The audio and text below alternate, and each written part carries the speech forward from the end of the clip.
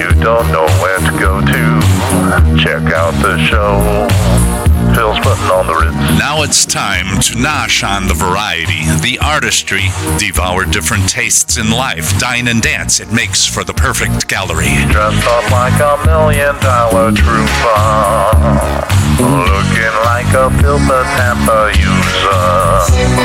You're just in time for Of Notoriety with Phil Potempa, for he is putting on the Ritz. Phil's putting on the Ritz. And now, ladies and gentlemen, from farm to city and city to farm, it's Phil Potempa. Phil, what's on the marquee today?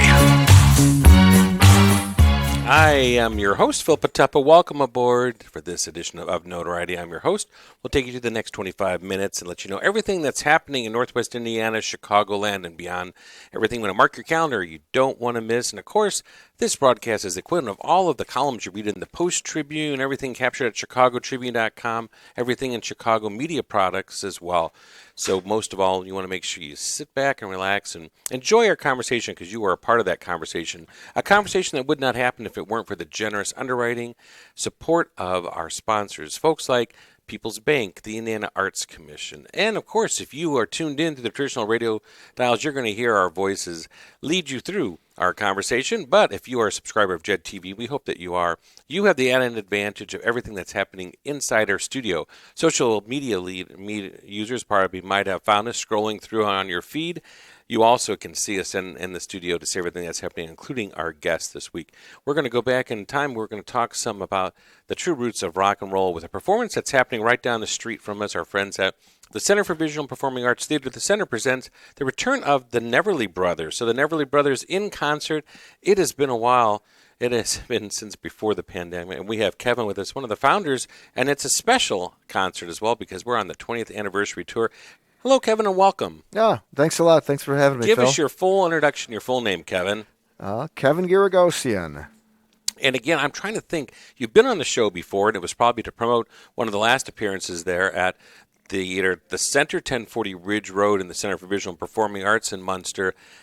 Maybe 2018 or 19, perhaps, right? It's got to be. I believe it was 2018. That was the last time we performed. Gosh, no wonder these tickets have going so fast. A little commercial here. If you are looking for tickets, this might be a broadcast that is a rebroadcast. So we're talking to you right now on the Saturday, the 11th is when this concert is. So if you're hearing this prior to then, the phone number you want to call for that box office, 219-836-3255, or of course on the website you can just pick out your own tickets right there at theater, and that's with an R-E, at thecenter.com. Go online, you can find the tickets of your choice.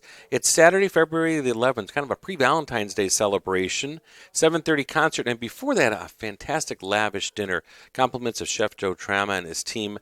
They never, ever disappoint. Full course meal, doors open at 5 o'clock, and a cash bar. It's going to be an awful lot of fun, and best of all, it gets all the Valentine's Day obligations out of the way early, or it can be sort of the prelude to Valentine's Day, and then you can do it all over again on Saturday. So tell us about this 20th anniversary performance, Kevin. Well, this is a milestone for us. I put this band together in 2003. This year's 20th is the 20th anniversary of the group being assembled and performing. And so we're very excited. We're calling this year all of our shows part of our 2023 20th anniversary tour. So it's pretty exciting, and I never thought I'd be sitting here 20 years from the time I started it and still doing it as a full-time career. Goes quick. It goes quick. And I love the way you describe the performance, because it's not just like any other concert. I love when you describe it as sort of a hop aboard this tour bus and the visual aspect. I want you to tell us in your own way. Well, for those of you that are not familiar with the Neverly Brothers, we bill our show as a rock and roll tribute from Elvis to the Beatles, because it's a virtual tour of rock history from 1955 to 1965. And we cover the two seminal, most important, crucial eras of rock and roll. The first era of the 50s and the second era of the 1964 British invasion, which, in my opinion and many, is what resuscitated rock and roll, which sort of died in 1960 in America. But the whole idea, the concept that we put together is that you as the audience are a member are passenger on our bus. The theater becomes the tour bus, the charter tour bus, and you're the passengers, and we are the tour guides. And me in particular, I do all the talking to guide you through this tour we take you on. And so the first half of the show, we stop in different cities in America in the 50s to show the origins, the geographical origins, the roots, and the significance and impact that particular pioneers of rock and roll had. So, for instance, we'll go to Sun Records in Memphis, Tennessee, because they used to call the birthplace of rock and roll, and there was a very significant historical recording session that took place on December 4th, 1956. They called it the $1 Million Quartet. Mm-hmm. Many people know what this is about, but it was when Elvis Presley, Carl Perkins, Johnny Cash, and Jerry Lee Lewis were in the same studio performing together for the only time in their lives and being recorded on tape.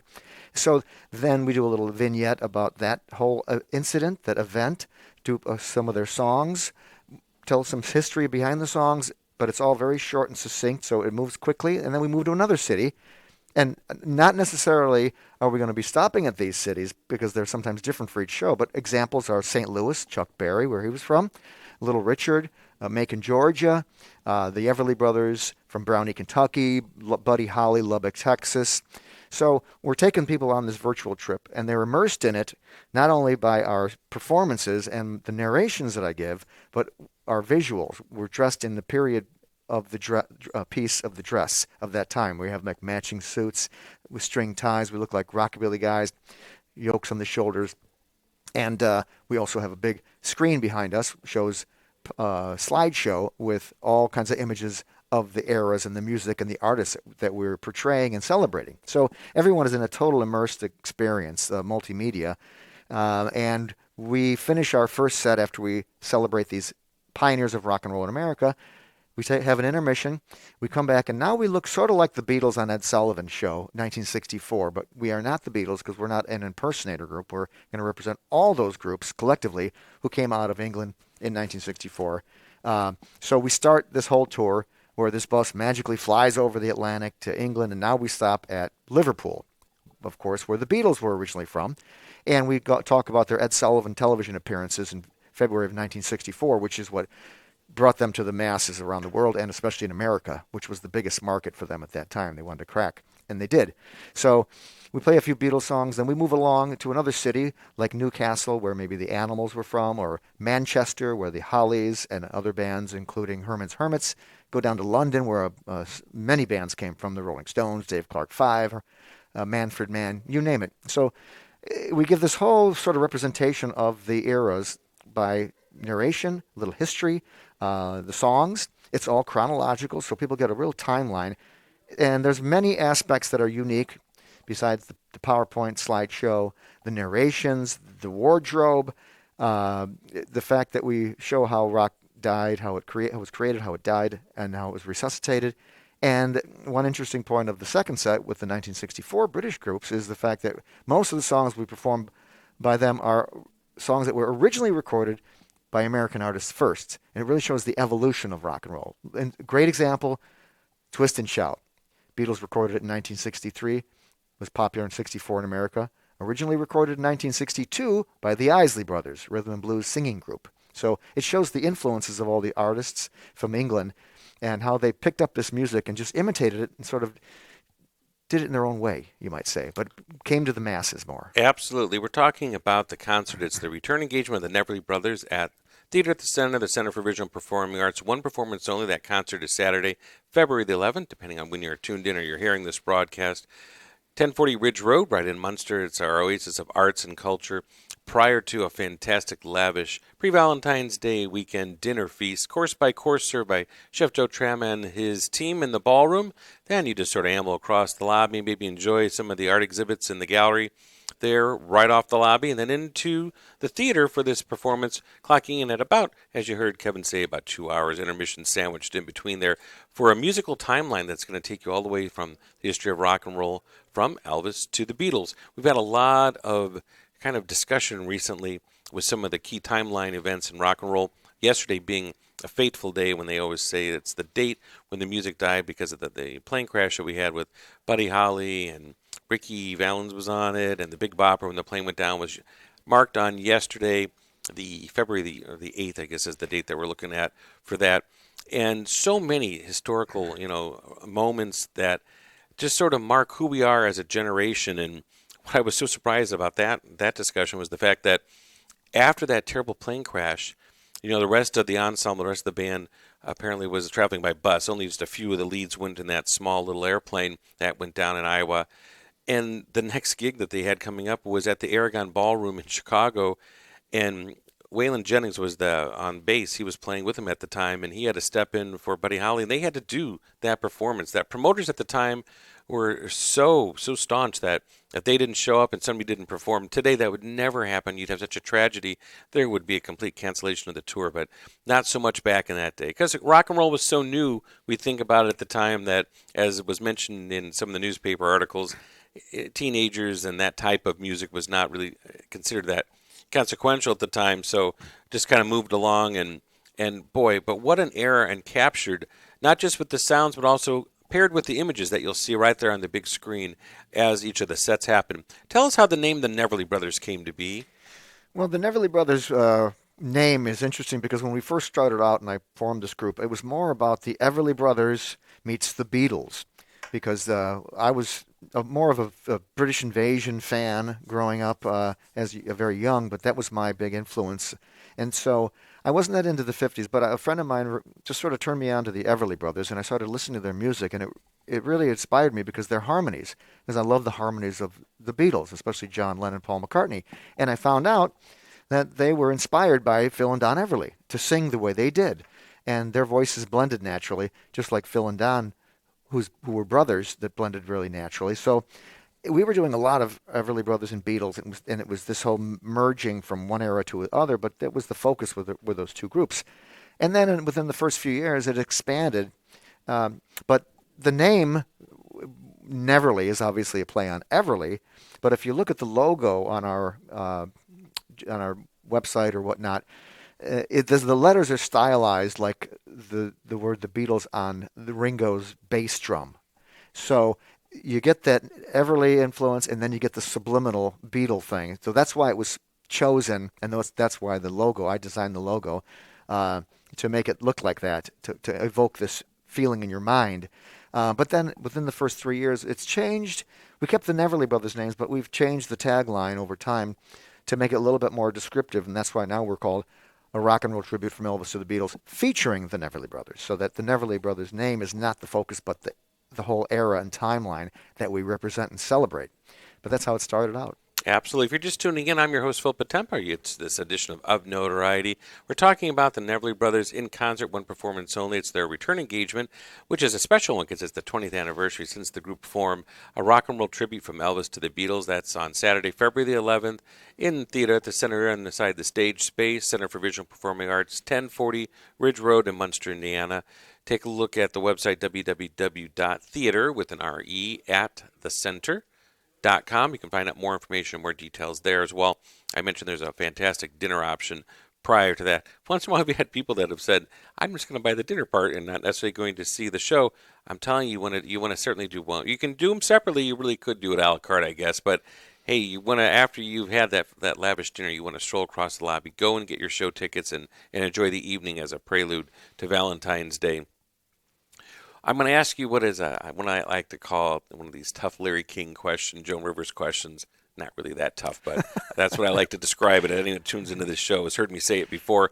Give us an example in 20 years of a musical set of somebody that at one point you did do a segment on, or you did do a highlight and do a few songs, and either A, they might have been your favorite and you loved to include them, but the audience just didn't really respond. So over the years, you phased out that segment or that tribute, or for whatever reason, it's just been so long that people just don't really remember them anymore. So, you don't put them in there. Give us an example of somebody. I know you've had to edit somebody out of there over the years. Well, we used to play a lot of clubs in the beginning. When you start out as a band or an act, you start playing a lot of clubs, and any place that'll book you for a low price because you want to get in and get yourself in front of people, audiences, and that's your biggest way of promoting yourself. So we played a ton of places. Our first, maybe second year, we had 230 shows, and a lot of the small dives and bars and whatnot. So you have to play 3-4 hours, and you're putting like 40 songs in there. So we had a lot of songs that we would pack in there. And then over time, as we progressed and our career became more successful, and we transitioned into a theater act like we are now, and we also do a lot of summer festivals. You have to cut it down. Now we're doing 90-minute shows, or two 45-minute sets, or two 50-minute sets. So you have to weed them out, and you have to kind of feel out what the people like and what they want to hear without being too trite or playing all the songs everybody else does. So we kind of whittled it down over time to what we do now, and we have a pool of songs to choose from, and we don't do all the same ones for every single show, but we like to hit a certain number of particular artists. So one of the songs that we used to do was, I don't know. Come on, we're going to take off the gloves here. There had to be somebody that you used to like, and you say, we always had them in there, but, we just don't do that anymore because, folks, they just don't know who, fill in the blank. There had to be, there's anybody? I told you I was going to put him on the spot with this question. Well, we used it's to not do rehearsed. Well, before this, the concept was solidified. We used to do songs that were sort of in the genre, like we would do songs by Dave Edmunds or Rock Pile, these guys that were in the rockabilly kind of thing. Even Ricky Nelson, he was like rockabilly and early rock and roll, but we don't have time to fit him in, let's just say. And to me, he wasn't maybe. In my opinion, he wasn't as significant as a Chuck Berry, Sure. Who was more of a founding father of rock and roll. So you have to use your judgment to say which one was more important in the early days. But it's hard to say which songs. There's so many. I mean, if I pulled a song list out and I have like 100 of them I could choose from. Let's change up the question and ask, what is one that you really are so proud of because you had to work on it over the years just to get the right vocals to really capture and do justice to maybe one of the artists? Who's somebody that you're really proud of that you got to work on over the years, and now you've really got it just right? Well, I think there's a lot of them in that situation. Over time, you kind of feel out what's best for your voice too.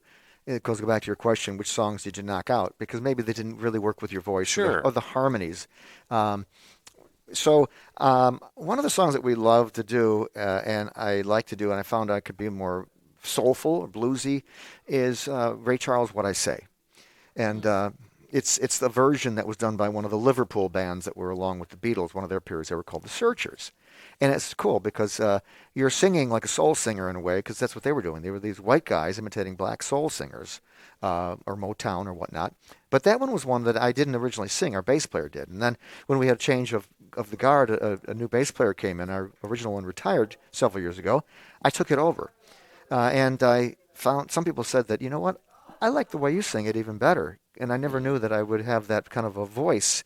And now it fits well with me, really well with me. At the same time, I can tell you that Manfred Mann's song, "Do-Wah Diddy Diddy," is also right in my range and my wheelhouse, and it really feels good singing it. So these are the ones that you really enjoy because you know it sounds good and you feel good about it. We are recording this on a date today that also has, unfortunately, a sad note to it as someone that is a huge name of our music industry. The passing of the one and only Burt Baccarat earlier today. I don't know if you've heard. No, I did not. That at age 91 and wrote so many songs for, well, especially I think of Dionne Warwick, all of those different songs that she made so famous, and was married to actress Angie Dickinson for a while, passed away, and wow, what a legend in songwriting, and did some performing on his own right. I believe he had a couple songs on his own that he made famous. So there certainly is just a long continuing pattern of history that happens with our musical industry. The Grammys were just on a couple nights ago, and you probably saw highlights. Nowadays, you don't have to necessarily watch the whole awards. You get all the highlights the next day anyway. But do you still tune in sometimes to see what's going on in the music scene? I did watch a little bit of the show, but I'm not that interested in the Grammys too much. Just to be honest with you, I'm a little partial to the music of the 70s or the 60s or the 50s. Sure. So some of the music that they have out today that's very popular, I don't find it touches me. Music touches people. That's what it's all about. It's an emotion. So I don't listen to too many of the modern radio stations. I mean, I keep my ears open. I hear things, but maybe I'm being stuck in my ways. Like, I'm from an era, and I like that music, and I identify with it most. But if I hear a really good song, and I love harmonies and vocals and good chord structures and songs, I will recognize it. But it's got to have a sound that I like. Absolutely. So. And I can imagine one of the best gifts that you get out of your performance, I can only just sort of kind of assume this, is that you get such great audience feedback. You have that magic, Kevin, you and the group, where you are transporting them to another time, another place. So often we hear a song and it connects with a great memory, right? A time in that is the fabric of our own life that they recall. Do you get that a lot of times as your feedback? Yeah, it's one of the bigger comments we get from people. We're a three-piece act. My brother Kegem Girgoshin plays the drums. Our bass player is Mike Bradburn, upright bass fiddle. So we have a unique. That's another one of the unique aspects. We have this trio that puts out a lot of sound, and there's never an omission or missing part. So people will tell me after the show, we'll sit out in the lobby and we'll be at a table with our merchandise and talking to people, meeting and greet people. I do wear a mask there, but I don't wear a mask on stage, folks, by the way. But just to put the footnote in there, I'm wearing a mask because I'm a performer, and I don't want to get the flu bug or anything else. Those who are tuned in through radio, you hadn't even realized that, right? Because the voice is still pretty distinct with the microphone. But Kevin is being careful here. Those who tuned in with our JED TV cameras can see that he's being extra careful here today. Yeah. So basically, the comment that comes up oftentimes is, "Oh, I loved the history. It really brought back memories. It really brought me back to my youth." These are people who are baby boomers. They're over 55, over 60. And another comment is, I love the fact that you guys are just three guys. I can't believe how much sound you put out for three people. They're not used to seeing three people, and I have to remind people, Buddy Holly was a three-piece band in the early days. Right. There's a lot of three-piece groups that were out there. And if you do your job and you fit well and you have good chemistry musically with your bandmates, and you also sing, that's the fourth instrument, with a lot of harmonies, you can fill those spaces and do a lot of great things. You have to be selective, but this era is great for that because this was the era of 50s and 60s when there was not too much backing tracks or synthetic sounds being added to it. It was all being played, called organic music, played and sung by the performers on stage. So we're able to do it because we know what parts to be played that fit and what everybody expects to hear, and we do it in a spirited fashion, and they love it. I'm curious, in that 20 years, has there ever been anybody that you had the opportunity to cross paths with just because maybe you were on the same bill, maybe you were playing at a festival, they happened to be there, and you thought, somebody asked if we want to go backstage and grab a photo with somebody. Ever crossed paths with somebody and you thought, wow, I can't believe I'm standing next to fill in the blank, or maybe it was at the old Star Plaza Theater, you were just there with some friends and you waited to hang out and meet somebody. Anybody that stands out in your mind that was somebody you enjoyed meeting? Well, I've met a number of artists over the years. My brother Kegem and I we used to own a record store in Orland Park from the mid-'80s to mid-'90s, and we got invited to many shows, many concerts in the Chicago area, and to go backstage and meet the artists. I met Iggy Pop. Had actually sat down next to him and talked to him for a few minutes. I met MC Hammer. I met the Ramones. But when it comes to one of my favorites was the Kinks are one of my favorite bands of all time of the British Invasion. And we do some of their songs in our set. I got to meet the guitar player, Dave Davies. He's the brother of Ray Davies, who's the singer and songwriter. I got to meet him at the House of Blues one time, and it wasn't during my performance, but he had done a show there. And afterwards, I knew somebody at the House of Blues, and they said, "Hey, you want to meet Dave Davies?" I said, "Sure." So all of a sudden, I was put into this little room with his handler, him, me, and a friend of mine from the record company. And the four of us talked for about 15 minutes, and we had a great conversation because I had seen the Kinks in 1974, dating myself here. And he said, "Oh my God, that was like a 2-week tour of the States. That was it." And that was one of my first concerts I'd ever seen, and it still is indelible in my mind. I love it. That is a great story. You had me smiling as soon as you said Iggy Pop, and I'll throw out a name from the past, but long before there was any kind of an Oprah, Diana Shore had a daytime afternoon show, kind of like a Mike Douglas or a Phil Donahue type thing in the 70s, and she had Iggy Pop on, who really is credited as sort of one of the first kind of what, I don't know, punk kind of grunge, always had kind of long stringy hair and shirtless. He's still alive and super thin, and to have him perform in the afternoon on her show, it was kind of not the usual Dinah Shore, who was kind of known as sort of folk scene down home, but she wanted to kind of be cutting heads, and I just remember that kind of being a kind of a an eyebrow raiser back in the day, or so I've heard in the 70s. It predates me, but I remember hearing the story. Thank you so much. I'm sure that there will be stories and fun facts and things sandwiched into the performance on Saturday, correct? Yes, all Again. between the songs, that when they get the history of it, but not too much, just enough to pique their interest and then move along and play the song. And Absolutely. So you are along for the ride as the audience. You want to get your tickets again. Thank you so much, Kevin. The Neverly Brothers in concert Saturday, February the 11th, depending on when you're hearing this. And it's a ticket you don't want to miss. It's the return, not there since 2018. Theater at the Center, 1040 Ridge Road, the Center for Visual and Performing Arts. Tony, are you old enough to at least have ever heard of who Iggy Pop is or the Kinks or any of these people? My cousin drummed with Iggy Pop back in '82. So, Aha. 82, 83. So my cousin traveled to Iggy Pop back in the '80s there for a couple years. So I bet he was nicer than what that whole stage persona is, yeah, maybe, right? yeah. Oh, he was a really nice Yeah. guy. He was sitting at this. I met him at a cool restaurant in Chicago, a hip restaurant, and like a bistro, and it was a meet and greet, and it wasn't a show. Yeah. And people who were invited from the record industry, and I was there, and because our record store was a high volume store, so we were a priority customer for our suppliers. So I was invited, and it was a line of about 20 people, and he was sitting on a table, a short table, smoking a cigarette, drinking a glass of white wine, and just really relaxed. And I sat down. I took my chance to talk to him a little bit, and then he said, "Have a seat," because I had long hair at the time. Believe it or not, my hair was like down to my waist practically. He kind of recognized this guy. Maybe he's a rock and roller. Yeah. But he was really mellow, and we talked for a little bit, and then somebody had a camera.